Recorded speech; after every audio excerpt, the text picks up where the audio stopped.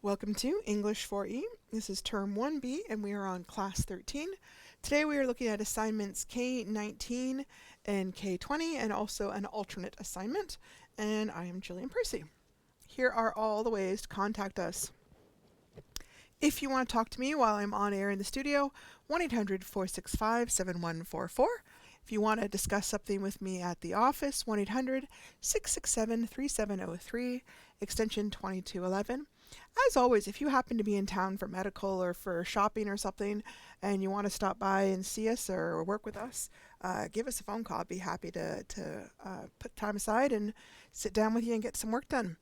You can fax in work to 1-800-463-7852.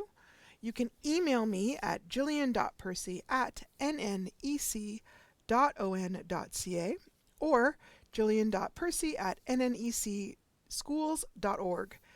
My Facebook is capital G, capital P, ERCY, space, capital W, AHSA. If you're looking for it, you can see it right there. It's got like a little fall scene and then a little avatar that sort of kind of looks like me. And then you have two possible YouTube channels if you want to view classes. There's my teacher one, which is the same thing as my Facebook, G Percy Wasa.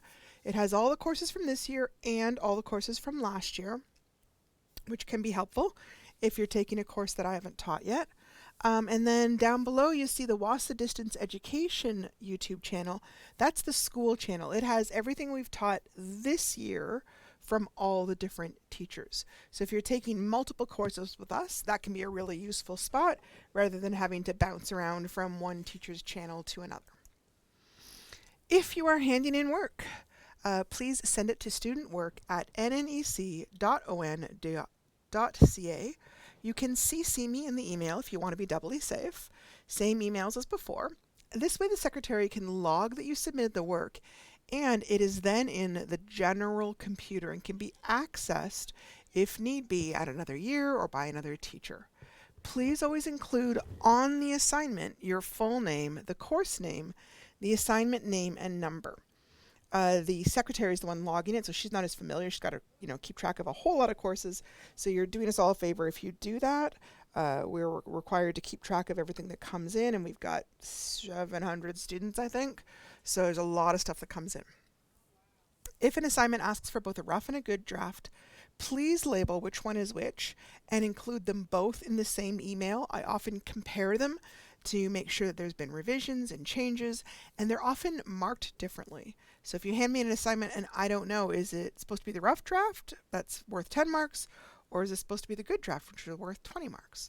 So it's important to let me know. If you need to take a photograph of an assignment, please make sure your photo is clear enough so that your writing can be read. This is especially important if you are using pencil. Pencil is very light and it can be tricky for us to read sometimes. If you are sending it through Facebook, that's great. Send me an email as well, just give me a heads up that you're doing that. Once you've taken the picture, if you're going to email it to me, download it to your phone or computer, save it, and then write me an email and send it as an attachment. If you just sort of share it directly as the email, it kind of comes very big. It doesn't show properly on the computer because it's meant to go to another phone, and it just looks very funny and is hard to kind of get sized correctly so that we can easily print it off, right? I don't mark things on the computer. They get printed off and I mark those. All right, our plan for the week. Oh, we were yesterday doing class 12. Today we are doing, class 13. I don't think we actually get here. Hang on a second. I feel like we're somewhere between the two. Okay, we'll see where we're at, but I don't think that's quite right. I feel like that was what it was, but I changed things a little bit. Okay, I got to finish up 19 and work on 20, and I don't think I actually get to 21 today. There's a lot to get through. So you're kind of continuing to work through homophones, confusions in words, edit two passages with an eye for possible misusage, talk about setting, visualization, and description, and then maybe we'll get to the double negatives, but if not, we'll handle that tomorrow. So activity number 7, assignment 19. Oh, okay, we are doing double negatives. I thought that was tomorrow. Okay, double negatives we get covered. Negative words include no, not, nobody, nothing, none, never, hardly, scarcely, barely, and only. And I have to admit, when I saw this list, I hadn't thought of hardly, scarcely, and barely as being sort of a negative word, but I guess they're really considered that way. So it's kind of important for what we're about to teach. When using while using two negative words in the same sentence is permitted, it gives the opposite meaning to what you may think you're trying to get across. And it's a very awkward way to get across a message to the reader. So we want to try to avoid using a double negative whenever you can. So for this assignment, you're going to look at the sentences below and try to figure out which word is the correct one to avoid a double negative. Now, there were about 20 of these. I didn't include them all. You should have them in your unit. And I'm not going to kind of help you. I'm just going to kind of read it to you so you can see. Basically, they're giving you the sentence, she couldn't eat, and then in brackets, they've put the two words that you can choose. She couldn't eat anything, or she couldn't eat nothing. Which one is correct? So for all 20 of those sentences, you're supposed to circle it and then rewrite the sentence. So I'm going to go back to the very basics just to make sure we're all on the same page. What is a negative?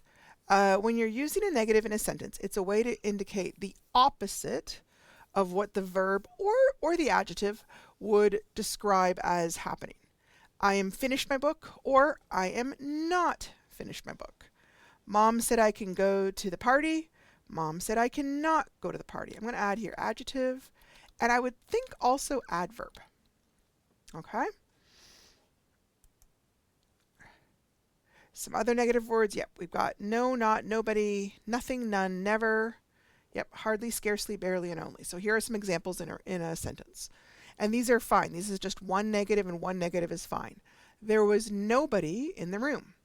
He wanted nothing to eat. He never went running at night. He could hardly move after his fall down the stairs. The family had barely any food in the house. There were scarcely any jobs in the Depression.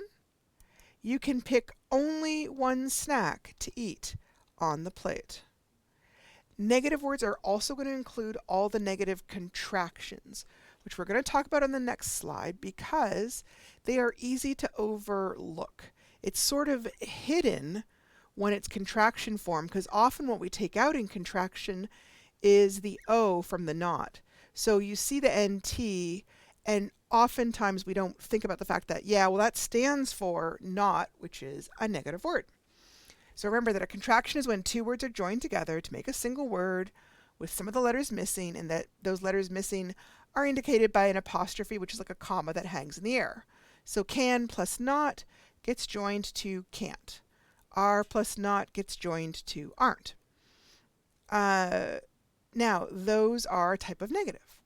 I cannot lend you $20 or I can't lend you $20. Those mean the same thing, right? Here are some of the other, I'm going to specify negative contractions because they aren't just the contractions. I have other contractions. These are specifically the negative ones, okay?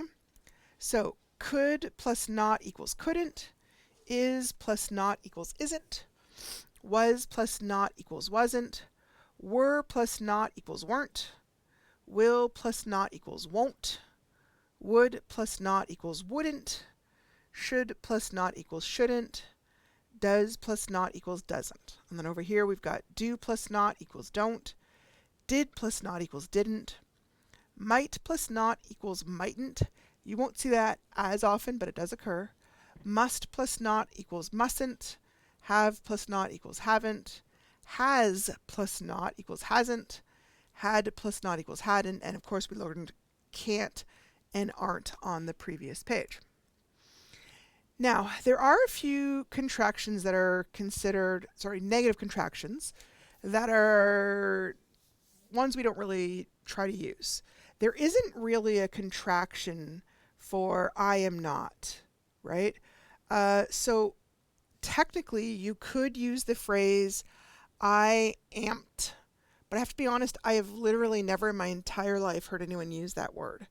What usually happens is people end up using the phrase I ain't.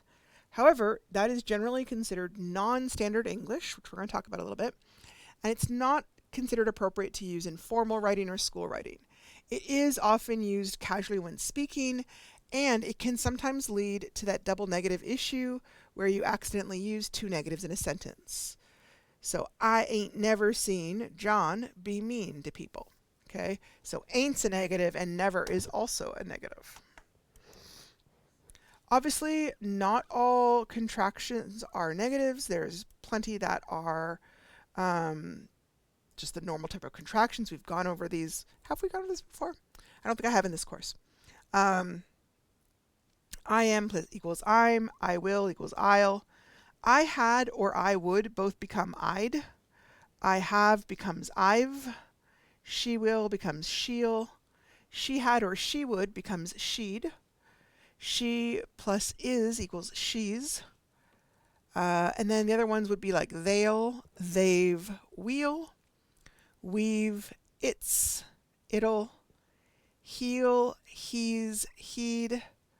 Should've, I'm putting there because sometimes people think it's should plus have. Sorry, it should plus have is what's correct. Some people incorrectly think it's supposed to be of, okay? But it is definitely not of. It sounds like it though, right? Should of, should have. So remember that these contractions, it's generally either a pronoun plus a verb, or two verbs together like should plus have. Okay? Could plus have is could've. Would plus have is would've, and again it's the VE, not the OV. And then let's is let plus us. Okay, so sometimes when we're talking, we use negatives for emphasis. And we might try and add more negatives to our speech to try to emphasize the concept. Like if I was saying, I am really, really hurt that you said that to me. The really, really is meaning like, oh, I'm super, super hurt. I'm really emphasizing it. And so sometimes we do that when we're talking in negatives. Like, I would not let you go hungry might become, I would not never let you go hungry. And the idea is that this person is trying to be really, really sure that you would never be hungry. But in English, the two negatives are said to cancel each other out, right? And when that happens, you end up saying the opposite of what you intended. So in this case, the person is unintentionally saying, I would let you go hungry. So what I was kind of taught, I don't know if they still teach it quite this way, but so not, oops, hang on. Why is it not letting me do this? I'm going to use the black and see if that works better. The not is canceled out by the never. So then what you end up having is, I would let you go hungry. Basically because negatives reverse. They reverse either the verb, usually the verb. Sometimes they might reverse an adjective or an adverb. And then you've reversed it back again. So it's like you've reversed. So that's why they talk about it canceling each other out, and how it can accidentally say the exact opposite of what you intended it to say. Okay? Here are some other examples of double negatives in a sentence. I want to point out this is what they don't want you to do. Okay? Now, having said this, if somebody said this to me, I would probably understand what they meant, but in writing we just don't do it. Okay? So no one would never tell the police what you did. I promise you that there was not nothing in that box. She could never scarcely stand to look at him after what he did. There was never no money in the jar when I saw it. That won't do you no good. I didn't take nothing from the till.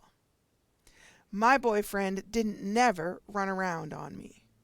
He's not going nowhere. So, if I want to fix a double negative, what can I do? Sometimes it's just as simple as taking away the second negative. So if I say, he never caused me no harm, I could just take away the no. He never caused me harm. That's totally correct. I haven't never heard of him. leave the haven't. This one they took away the haven't. I never heard of him instead of the haven't. So they took away one of the negatives. She wouldn't never harm no one.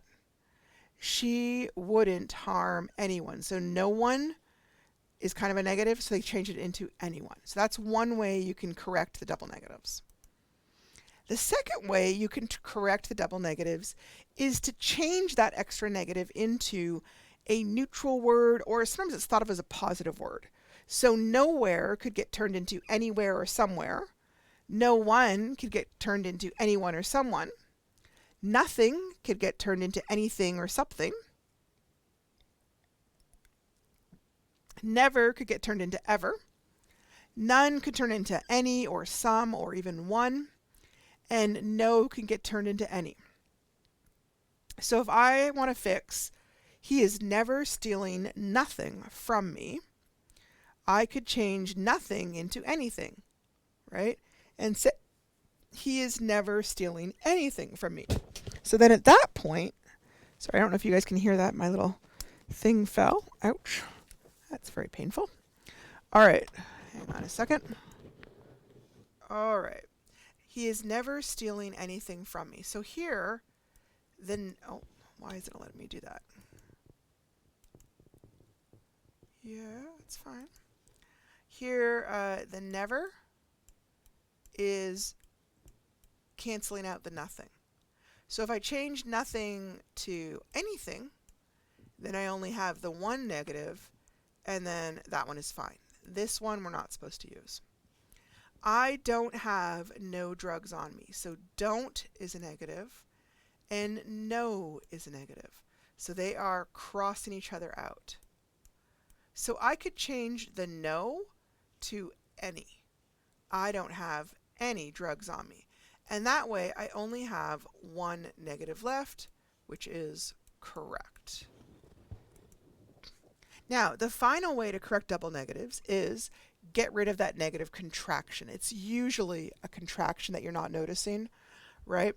So if I said, I can't never get my taxes right, let me grab it again. Here I've got, I don't know why it's not wanting to let me. Let me try the red. Okay. I can't and never are cancel each other out. But if I just get rid of can't and turn it into can, I can never get my taxes right. And that's totally right. Okay, I just took away the negative part of the contraction and just left the original word. She shouldn't hardly trust him. Shouldn't is should plus not, so take away the not and just turn it into should. And now I only have the one negative. She should hardly trust him. Because remember, hardly, barely, and scarcely are all considered a type of negative. I won't eat nowhere that makes you wait to get a table. So won't is one of those tricky contractions. Won't is made up of will plus not. So if I just leave the will and get rid of the not, I can still leave the nowhere then. I will eat nowhere that makes you wait to get a table. Now, I want to point out, there isn't, I'm showing you multiple ways to do it, because more than one way is right. If I had wanted to, okay, let me see if it'll let me do this. No, hang on. Okay. I could also have said, I won't eat anywhere, right, ... So that one I changed the nowhere to anywhere. Either way is correct. There isn't only one way to do it. As long as you get rid of that second negative, and then you're fine. Okay. So they specifically ask us to choose the right format and then rewrite the sentence with the correct word. Here are some examples. He couldn't see nothing, or he couldn't see anything without his glasses. So I've already got one double negative here, couldn't. So if one of these is a negative, I don't want to use that. I want to use the other one. Okay? So nothing is considered a negative. So I want to use anything. So I circle that, and then I rewrite it. He couldn't see anything without his glasses. Then I've got the hiker could not find no or any way to get through the woods. So not is already a negative, so I don't want to have no again, so I'm going to be using any. The hiker could not find any way to get through the woods. So that works. So here I haven't given you kind of the two ones to choose. That's a little bit harder. What are the ways that we could fix these double negatives? The first thing always is to find the double negatives, right? So I'm just going to kind of go through real quick and find the double negatives, just because it's so much easier once you've seen that part. Can't and never, not and scarcely, didn't and nothing, can't and nothing, won't and no, can't and nowhere, couldn't and never. So now I get to choose which one do I want to fix. I can't never remember your phone number. This one would be easy enough to fix by just writing can, right? Just take away the negative and turn it into a positive. Mom cannot scarcely get the cooking done these days. I would just take away the not. Mom can scarcely get the cooking done these days. That's fine. She didn't see nothing wrong in what she did. This one I would probably change it to anything. She didn't see anything wrong in what she did. Sorry, a little bit harder this way. My little brother can't do nothing right. So I would take away the can't and turn it into can. I could have left the can't and turned nothing into anything. Either way fixes the problem. That won't do you no good. That will do you no good. Eddie can't find his tools nowhere. I don't like Eddie can find his tool knows where. I know it's technically okay, but I don't like it actually. I would actually change this to anywhere. It just sounds better to me. I don't know. I don't know if you guys notice a difference, or is that just my own little weirdness? All right. She couldn't never find her purse.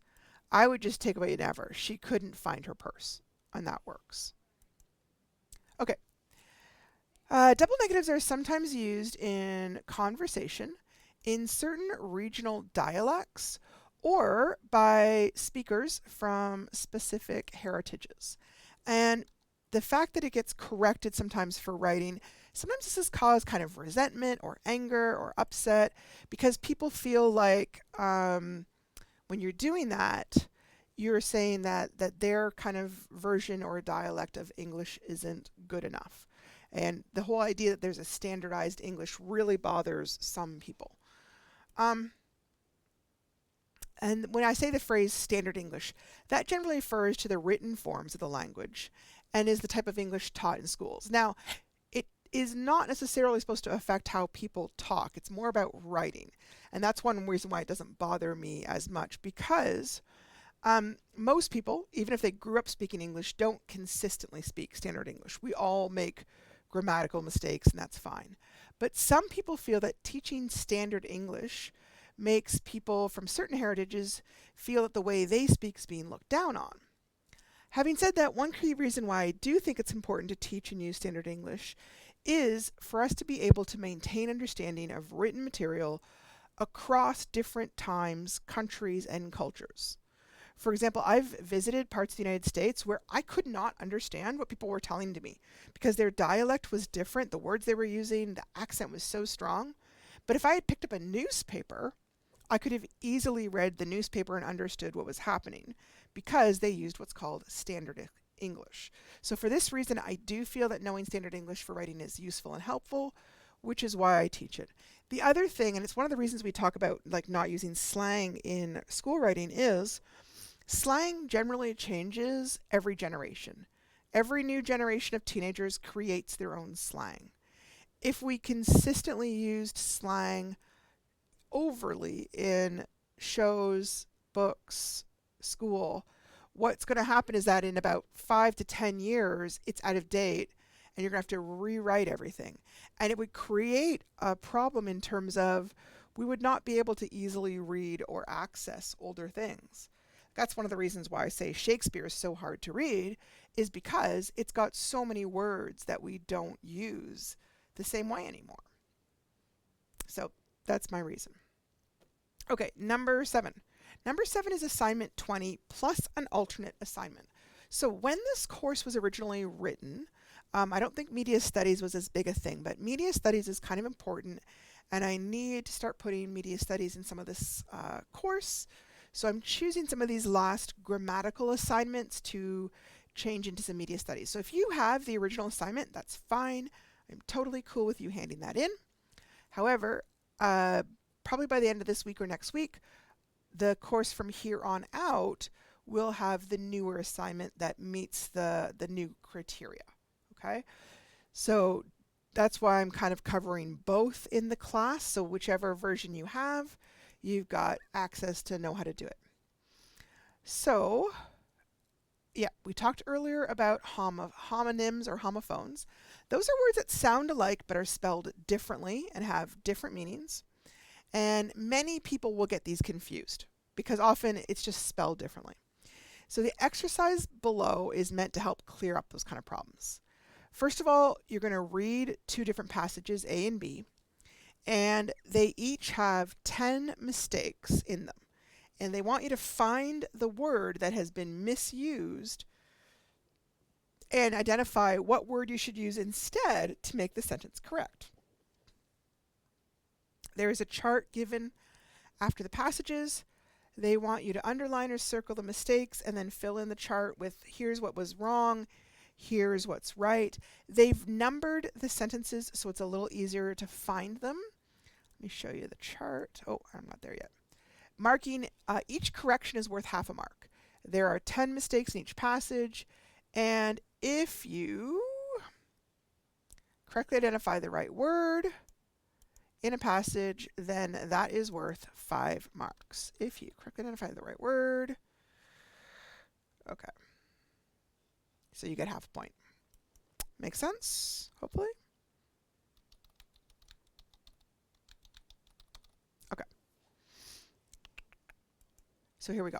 So what they've done is you'll read the passage. There is a little number here for the sentence. Then you write down what word you found that was incorrect, and then tell me what the correct word is. So here's our very first sentence from passage A. Did you know that until May 5th of every year, you're not really working for yourself? So if you're looking at that, which word is, they've not used the right homophone. They've used the wrong one. Okay, it is this one, the one that's your. Can I make it underline? Okay. So, yep, your.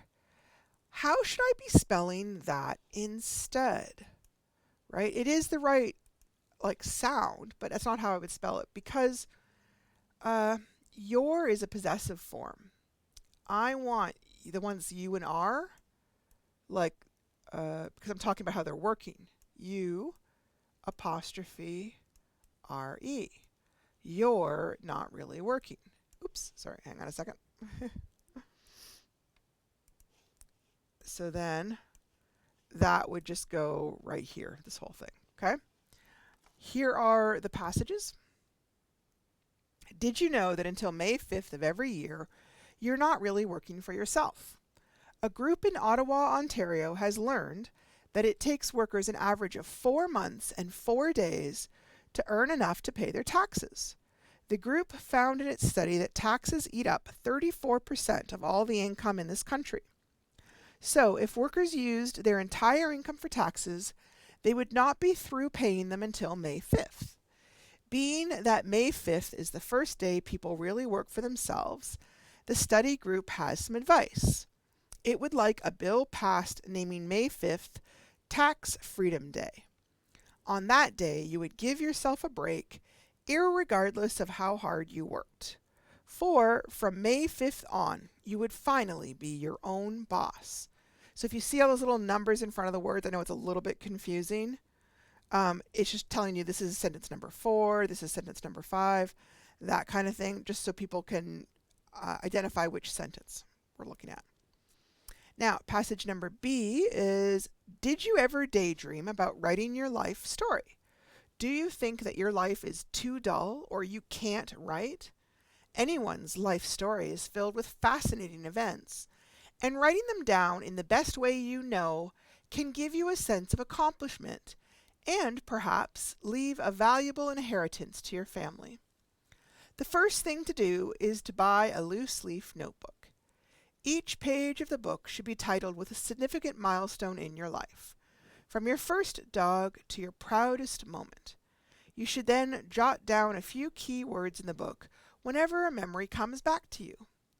The idea is not to begin with, I was born, and try to write a chronological history of your whole life. Just delve into your past at random. One memory will trigger another. It will become quite easy after a while. It's also important to write in your own language. Plain, honest writing is the goal. So, let's say I've identified what word I think is wrong. How can I figure out what word is right? First, check the chart. It should be in the beginning of your Unit 1 that has commonly misused words, okay? These are some of the ones they talk about. It's possessive. A bull moose is known for its aggression in the fall versus it's a contraction. It's a beautiful sunny day. Lose, gone missing. When did you lose your necklace? Or loose, like it's not contained, it's detached. The little boy's sneaker laces have come loose. Than, by comparison, I am older than my sister. Or then, a sequence in time. First we went out for dinner, then we went to the movies. The other one that's really common is there, and there. For ERE is at that place. EIR is possessive, like it belongs to them. They plus RE, apostrophe RE, is the contraction of they and are. Whose, WHOSE is possessive. Whose books are these?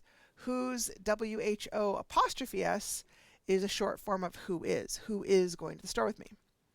Your possessive, have you received your money? Versus your YOU apostrophe RE, which is a short form or contraction for you're a wonderful friend.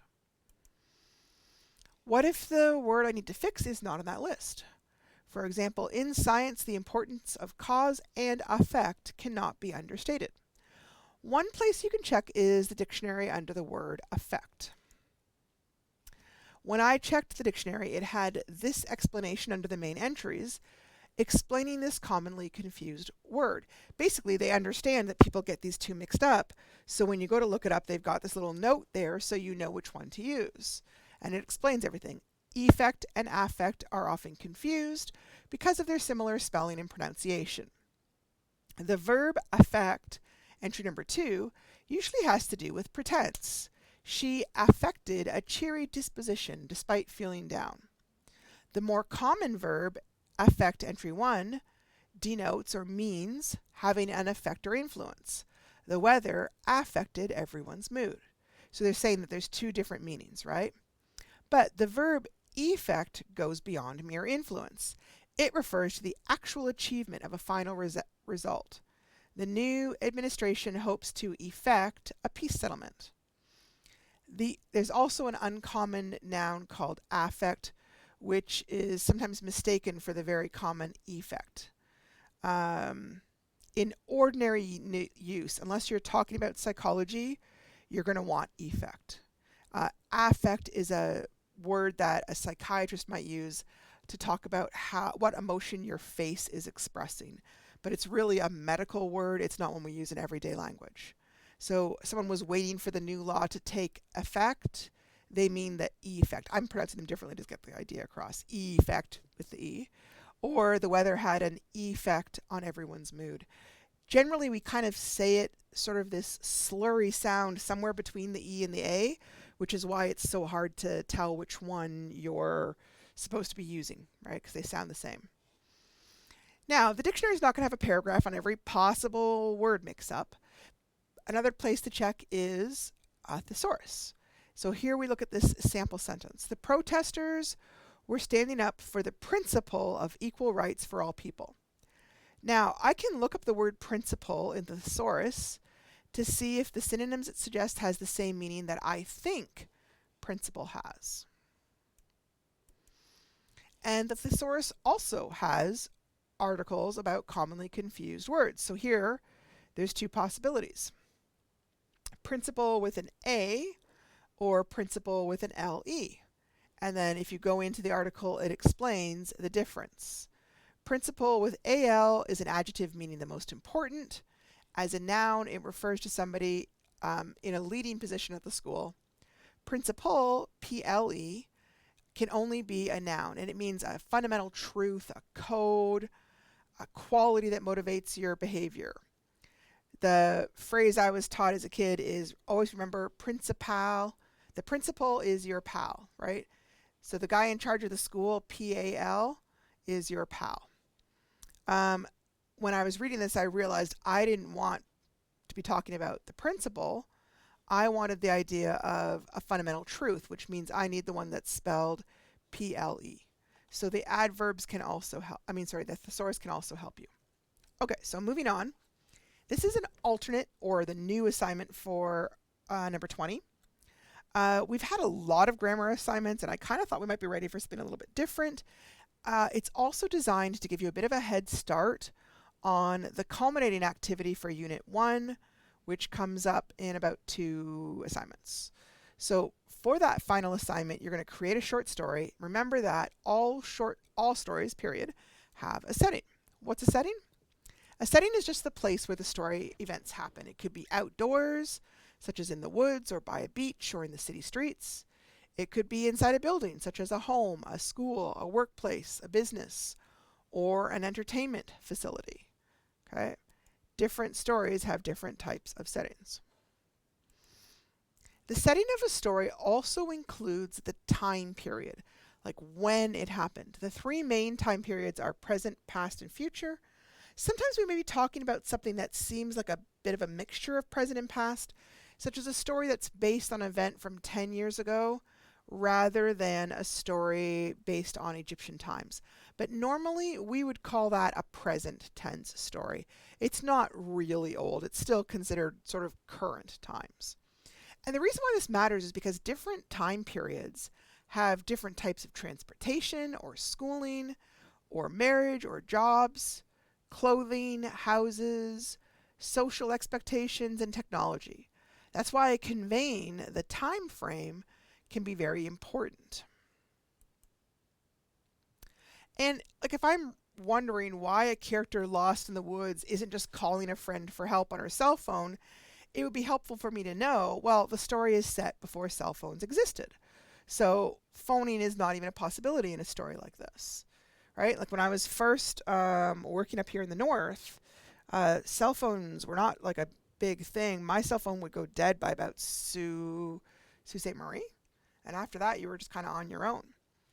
So in my own lifetime, that's kind of one thing to be aware of for technology. Now, for the culminating activity, there are 5 possible topics you can choose. A trip I will remember, growing up in your community, a scary or frightening experience, a happy occasion or event, and a valuable experience as a student. Take a few moments and think about which topic you're going to want to write about, because we're going to use it. It can be a made-up story, fictional, or a true story, which is called nonfiction. We are going to get a head start by thinking and writing about the setting for your story. I just want to note, I know that people will sometimes change their minds between this beginning and doing the actual culminating. That's fine if you change your mind about what story you want to write later on. This is still good practice to learn how to visualize and write about your setting. So this is the alternate assignment. It is worth 10 marks. Here's what you're going to do. Take at least 3 photographs of the possible setting of your story. If your story setting is not near you, you can use some photos from the internet, but be sure to tell me the source of the photo, where you got it from, and the photographer if it's known. And then you're going to include at least 2 sentences describing the setting of the picture using strong adjectives and adverbs. Now you want to be careful. You don't want to be saying the picture shows this, the picture shows that. you're kind of trying to practice writing for your story. So you just kind of dive in there and talk about the setting. Let me kind of show you what I mean. Hang on a second. Each photo is worth 1 mark. The 2 sentences are worth 2 more marks, 1 for completion, 1 for quality. So each little section is worth 3 marks, times 3 photo is 9 marks, and then 1 more mark total for naming the source of each photo or drawing. So your 3 photographs should include these 3 perspectives of the setting. A long shot that shows the entire landscape or building from a distance, like people would be so small they'd be hard or impossible to see. A medium shot that shows the main setting at a closer distance. People might be close to the size of the picture. You might see them from head or waist to toe. Waist is, I think, a little bit more common from what I was reading. A close-up is going to show a specific item that would normally be quite small, such as a leaf, a phone, a rock, but in the picture it will take up most of the space so you can see the details. People don't have to be in the shots. I'm just using them as kind of a sense of how to measure them. All of these photo shots should reflect the importance and the mood of the setting. So if you put in a close-up of a pen, it needs to be because the pen is a really important part of the story, not just because pens are something you might see in an office and you're planning to write about the office. Note, if you do not have a camera and do not have access to the internet, you are free to draw these shots as well. So here is an example of what I did. Let's say I was choosing to write about a scary story set in the woods in the present time. So this is my long shot. This is one of a forest, and it's taken from Adobe stock photos. So I dive right in. The sky is gray and cloudy with no moon to be seen. The trees lean towards me with curling branches like outstretched arms. So look, I don't say in the picture the sky is gray. In the picture the trees look this way. I just dive right in like I'm telling you the story. Okay, that's what I'm aiming for. Okay, this is my medium shot. It's taken from Dreamtime. You can see there's still a watermark. That's fine. That just shows where you got it from. I don't mind that. And then I'm going to dive right into describing it. And I'm connecting it to my scenery. Okay? The broken down house I found in the woods had a long unused bed with broken pieces of furniture all around. The toys remained as an eerie reminder of the child who once lived there. And then finally, I've got my close-up. This photo is from Shutterstock. And again, I just dive right in and talk about this part of the setting. Now I'm putting it into context with some of the action. Because in real life, you wouldn't like write a whole paragraph of setting, but you would, throughout the story, give little details that help the reader picture the story. I heard a creak in the night and opened my eyes. I saw the brassy glow on the doorknob glitter and realized it was moving. The door was slowly opening. Do, do, do. Okay, so if you only have one sentence, like here I added 3. Let's say I had taken these off and I only had this. Well, right away you're losing a mark. Let's say you don't tell me it's from Shutterstock. You're losing part of your marks. Okay? You want to be careful to put all this stuff in. It shouldn't take you forever. I found it was pretty easy to do this. If you aren't sure how, I'm going to kind of, hang on, let me do this. I'll just kind of show you what I mean. New slide, blank one.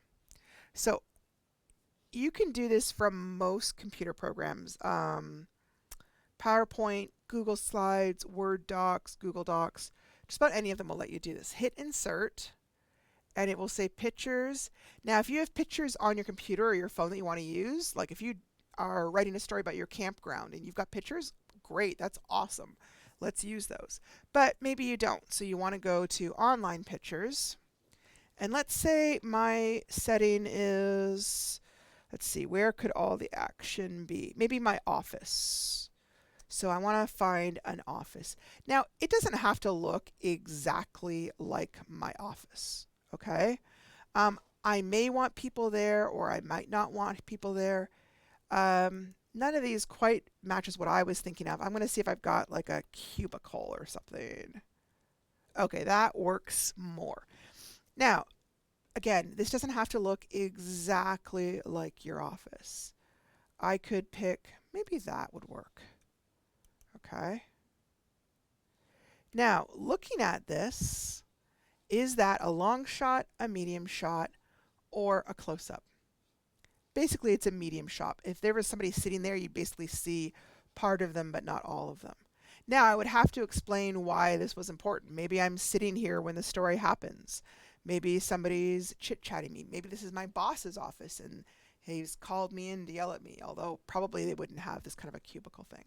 So you just go and find things. This one tells you it's by an unknown author, is licensed under the Creative Commons. That is good enough. You could just copy that and write that down over here. Okay? So an example would be, it would say, hang on, text. Okay. This is my medium shot. It is by an unknown photographer. I know they use the word author, but that makes no sense. It is licensed under CC by we. That means that it's available to use. It's okay to use it. Okay? And then I would dive in and talk about the settings. So I want to talk about the details, but I also want to get across the overall mood, like the atmosphere. What kind of feelings do you get, or what kind of feelings are going to be present in this story? So I might say something like, my office cubicle was a boring gray with equally boring gray cabinets.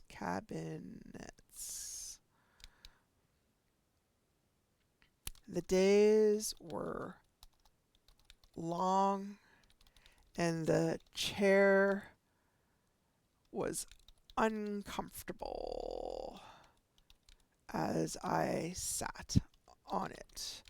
Okay, so I'm getting across this person's bored. So what's going to happen next? Who knows? It's up to you. It's your story. Okay, if it is not you, like if it's a made-up story or if it's a story you're telling, maybe it's something that happened to your sister, right? You might give the person's name, like Mona's office cubicle was a boring gray, right? Or you could say my sister's office cubicle. I would say, I think using the word like sister or brother or whatever over and over again will get kind of old. You probably should tell us their name so that you can start to use it. Remember, this is all sort of meant to be a lead-in to the culminating activity, which is coming up. I think we start talking about it by tomorrow. So if you have any questions about this, give me a phone call or an email message. I'd be happy to send you, if you want to see this assignment, I'd be happy to send it to you if you don't already have it. And I will talk to you guys tomorrow about how to do the next stuff.